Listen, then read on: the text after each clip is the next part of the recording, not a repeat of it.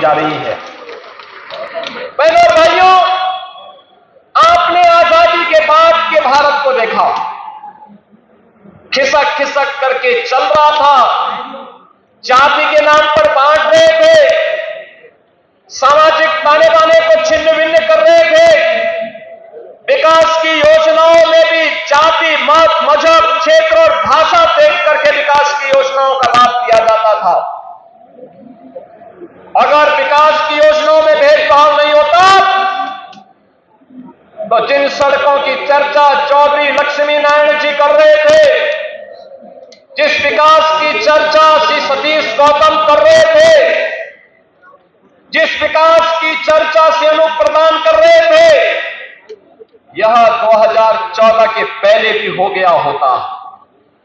बहनों और भाइयों, विकास आज आपको दिखता है, मकान हर एक का, कोई भेदभाव हुआ? बिजली सबको, कोई भेदभाव हुआ?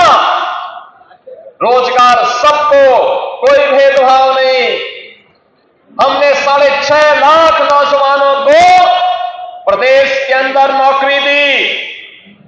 हमने प्रदेश के अंदर 2 करोड़ से अधिक नौजवानों को रोजगार दिया, निजी क्षेत्र में निवेश करके, और लगभग 75 लाख से अधिक नौजवानों को और उद्यमियों को स्वतः रोजगार के साथ जोड़ने का काम भी हमारी सरकार ने किया है। डबल इंजन की भारतीय जनता पार्टी की सरकार ने किया है।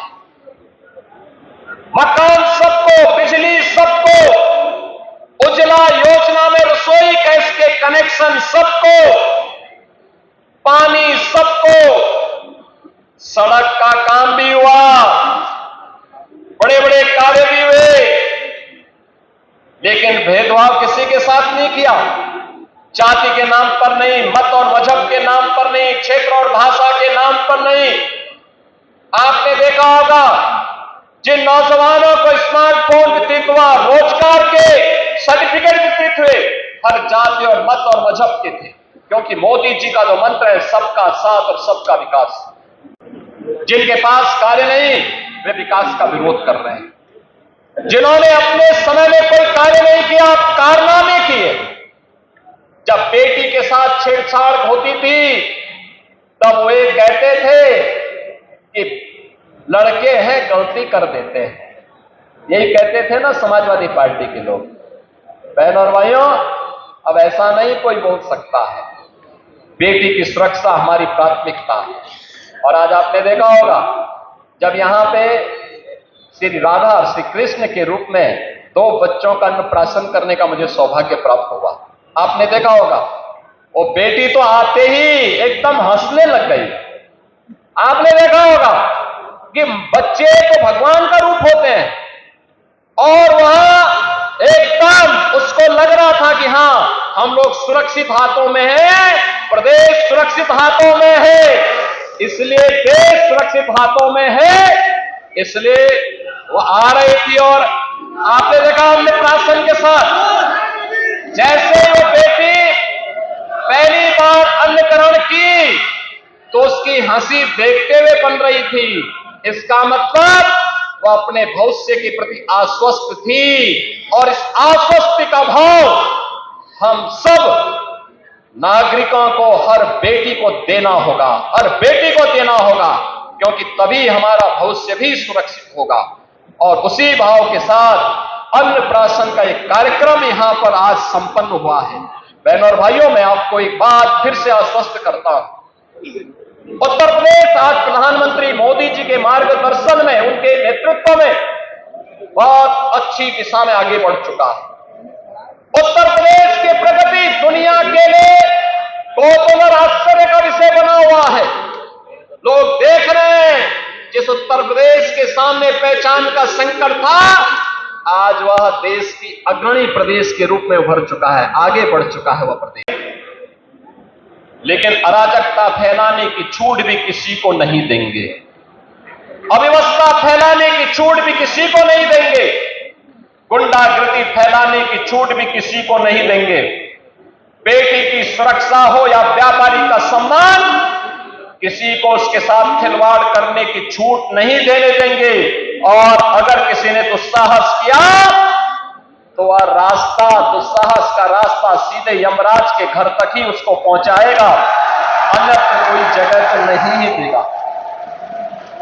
बहनों और भाइयों, आज मैं आपसे यही कहने के लिए आया हूं कि जो लोग जब उन्हें सत्ता प्राप्त हुई थी, कांग्रेस हो या समाजवादी पार्टी या बहुजन समाजवादी पार्टी, इन लोगों ने सामाजिक ताने बाने को छिन्न भिन्न किया, अपनी योजनाओं के माध्यम से तुष्टीकरण की पराकाष्ठा पर चढ़ करके समाज को विकास की धारा से विमुख करने का काम किया, बेटी की सुरक्षा में सेंध लगाने का पाप किया।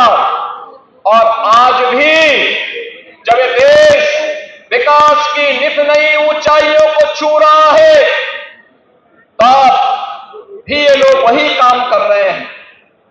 याद करिए, 2014 में मोदी जी के आने के बाद देश के अंदर एक नया परिदृश्य देखने को मिला है।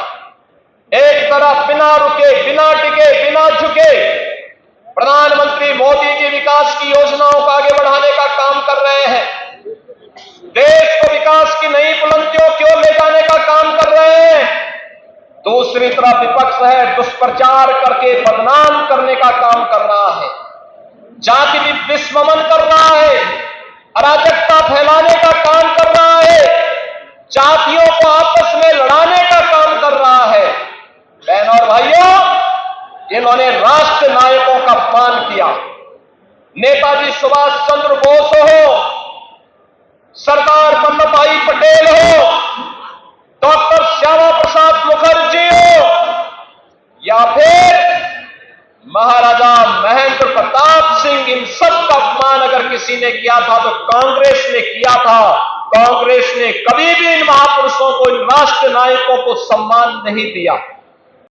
इन महापुरुषों को सम्मान देने का काम कर रही है एनडीए की सरकार, ने सम्मान देने का काम कर रही है। राजा महेंद्र प्रताप सिंह जी के नाम पर अलीगढ़ में बना विश्वविद्यालय इसका उदाहरण है। मां शाकंभरी के नाम पर सहारनपुर में बना विश्वविद्यालय इसका उदाहरण है। महाराजा सुहेलदेव के नाम पर बना विश्वविद्यालय आजमगढ़ इसका उदाहरण है। लेकिन बहनों और भाइयों, इन लोगों को तो एक परिवार के सिवाय कोई नहीं सोचता। जब इनकी सत्ता आई, केवल और केवल एक परिवार के नाम पर सब कुछ हो, इन राष्ट्र नायकों का नाम न हो।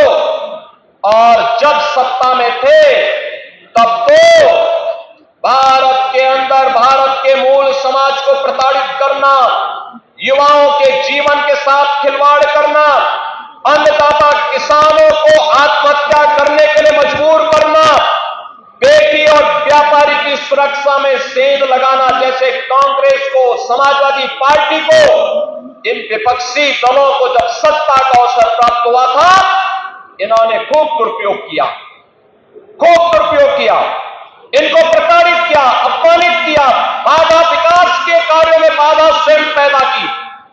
और जब सत्ता से बाहर हुए तो आज भी इनके कारनामे बंद नहीं हुए हैं, आज भी वही कार्य कर रहे हैं।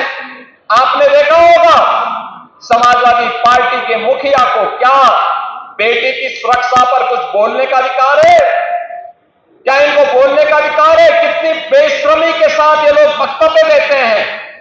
कलकत्ता में एक महिला चिकित्सक के साथ जो कुछ घटना घटित हुई, पूरा देश स्तब्ध है, दुखित है, अपनी संवेदना व्यक्त कर रहा है।